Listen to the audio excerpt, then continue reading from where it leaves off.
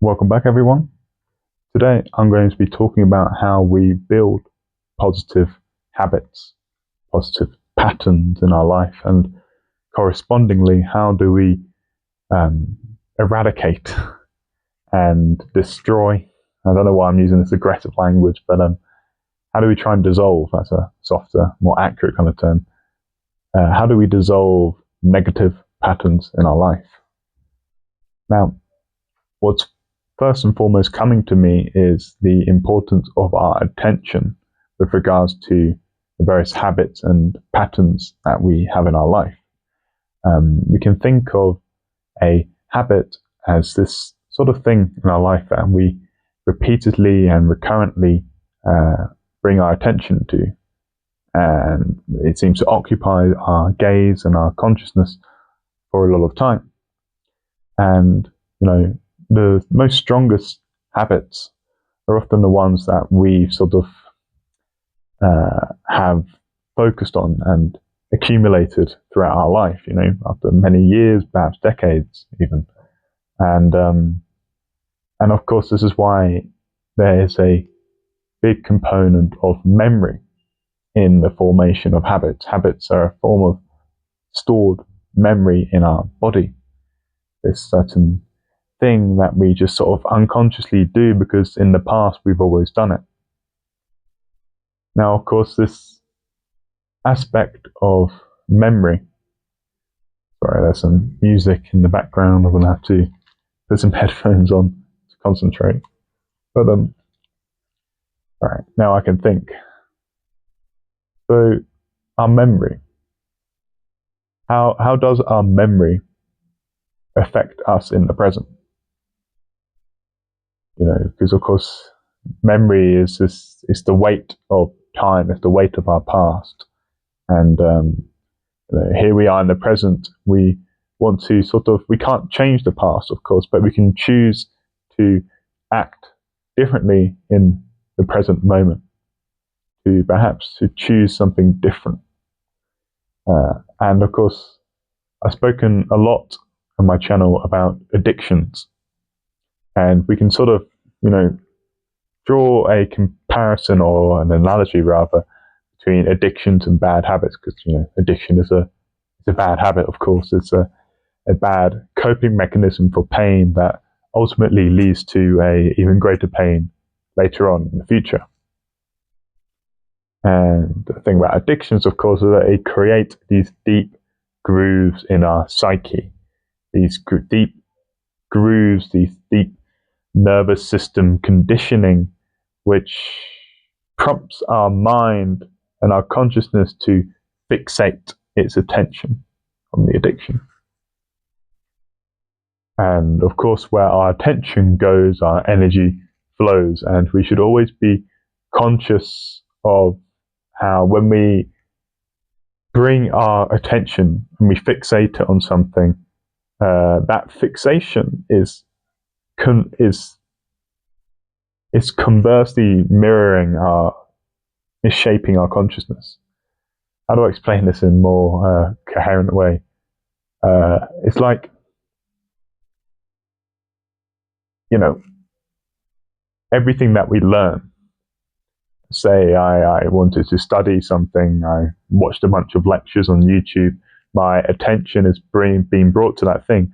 And through me attending to this thing, it is shaping my knowledge, shaping my awareness, and it's, what we are looking at, it shapes us. We shape our perception, but then our perceptions itself shapes us, and it will lead to us looking at the world differently. And when we want to break a bad habit, what we are basically saying is that we want to look at the world differently than before.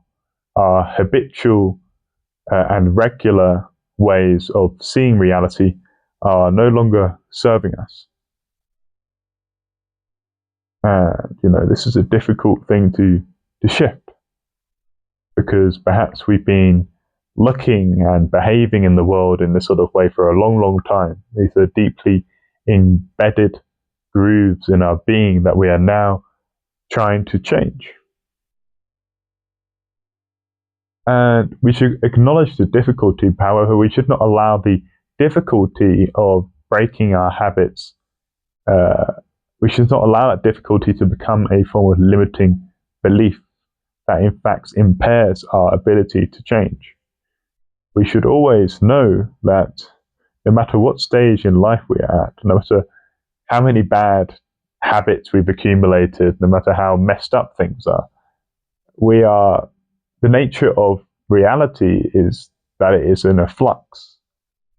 Change is the nature of the universe. There is nothing really stable or permanent. Your cells are constantly regenerating.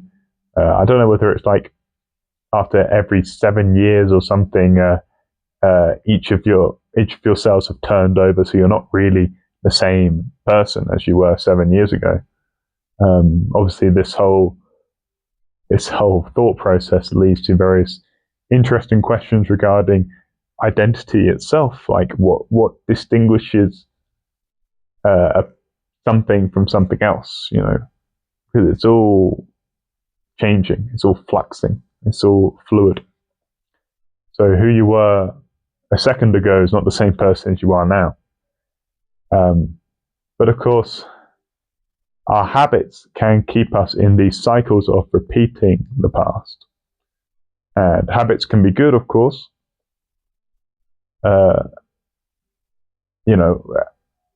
Because there is a utility, there's a pragmatism to habits. This is why organisms, what organisms and life forms do is they're trying to navigate this inherently uncertain and ambiguous universe. And so they're trying to figure it out, and they're also trying to figure out what is the best way to act, what are the best sort of decisions, the best choices. Think of an animal foraging for fruits, which foods do I pick? And through that learning of the environment, you learn what are the best ways to behave, best ways to act, which support and nourish you the most. And of course, we human beings, we have this sort of primordial search mechanism. I may lose some of you, but I'm going to carry on because for those of you who this resonates with, you'll keep watching. We have this primordial search algorithm, I don't know to put it like that, which is trying to discern and comprehend reality and comprehend the way to act in reality. And this relates to our mesolimbic system in our brain, the dopaminergic circuits that underlie motivated action and learning what to do. And of course, dopamine, this neurochemical, underlies all of our sort of pleasure-seeking and motivated outward pursuits in the world. When we feel this sort of a desire in our head to, let's say we're hungry, we want to eat some food, we feel hungry, and then we think, okay, how do I, make food, or how do I order food? Do I go out? Yada, yada, yada. Dopaminergic circuits in our brain are sort of, orchestrating that search. And there's a lot more sort of complexity there, but I won't bore you with the details. So, of course, dopamine underlies habits, and it underlies our sort of the way we integrate with reality in a purposeful manner. And of course, in addictions, the dopaminergic circuits go haywire, because we find this sort of, whether it's a substance, a drug, that gives us the dopamine, but without actually any of the work. It's easy, cheap dopamine. And of course, we like this, but it tricks our brain because there's no real nourishment there. There's no nourishment from going in addiction. It's just an indulgence in this transient, short-term pleasure. And of course, when we repeatedly indulge in addiction, it creates certain, because our brain is neuroplastic, it is constantly learning and shaping itself towards the experience that we give ourselves. We begin to sort of have these deeply embedded and conditioned neural circuits that, fire off cravings whenever we think of the addiction object. And that triggers this cascade of, oh, how do I get this thing? We start thinking, we start cognizing, we start theorizing how to acquire the addiction object. All this sort of purposeful outward pursuit behavior, but towards not a source of food or, say mating or whatever, because we're sexually reproducing beings. We have a lot of mating psychology. Mating is one thing that occupies a lot of people's dopaminergic pursuits in the world. But what addiction does is sort of hijacks all of that purpose or the pleasure of purpose, but it doesn't provide any deep nourishment. But I'm aware I've sort of deviated a little bit from my topic of building positive habits and negative habits. That's just sort of what I do here. I do go on certain tangents and stuff. But I suppose I've outlined a little bit of the neurology, I suppose, or the neuropsychology underlying, the way we engage with purpose in reality and how that purpose can be undermined in the form of addiction. So, of course, we have these habits in our brain, these habitual thought processes, these habitual desires. Addiction is the one example that I've spoken about a lot, because, of course, addiction follows this trajectory of craving sort of occurring in our brain, which triggers another learned cascade of pursuing the thing.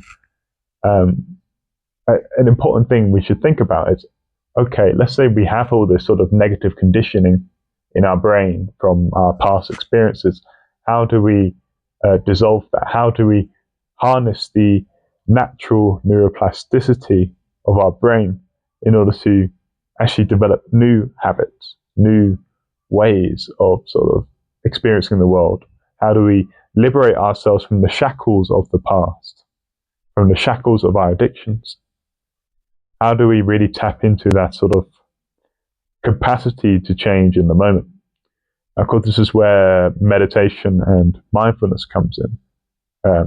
This is one sort of pathway, but whether you use psychedelics is another sort of very potent gateway for intense shadow work and intense introspection into all the various patterns and going on in the body.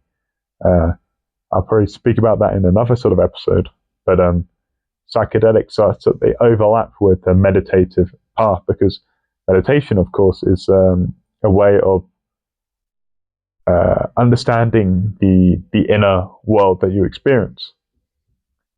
And when we focus our attention into watching and analyzing our habits, we can then create this sort of distance between us and the habit. We can witness the process of the craving arising, or the desire, the subtle vibration of it entering into our awareness.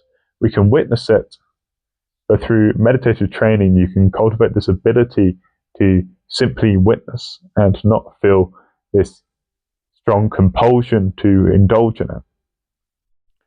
And we can just witness the various goings on. We can then begin to pick and choose with more autonomy. And that's an important thing. When we want to build positive habits and, cull bad habits, what we are really saying is that we want to be more autonomous in our life. We don't want to be swayed by impulses and the sort of lower aspects of ourselves. We want to act with higher consciousness. And like I said at the beginning, it all comes down to your attention. It all comes down to how you are orienting your awareness and your attention on this reality right now. Are you indulging in escapism? Or are you doing what truly matters to you? Are you working on yourself? Are you, taking care of yourself? Are you nourishing this body, mind, and soul that we all have? a question we all have to answer for ourselves. And it's a question that we answer by living. We don't think an answer to it and then just go. Our life is the message. Our life is the answer to the meaning of life. But yeah, I think I'll sign off there. I hope it hasn't been too tangential and loose. But anyways, I'll see you next time, and goodbye, everyone.